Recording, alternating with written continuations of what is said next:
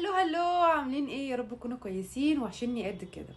طلع الستوري معنى كده ان انا طالعه اقول لكم حاجه مهمه جدا. اطلع بيدي فاضيه؟ اكيد لا. عندنا ايفنت مهم جدا جدا. ايه الايفنت بالظبط؟ رودي بازار زون وسوق حنان. ايه بقى فكره البازار؟ زي ما قلت لكم، انا كنت طلعت كلمتكم على رودي بازار اونلاين قبل كده. ان فكره البازار الاونلاين دي ما شاء الله نجحت جدا جدا جدا.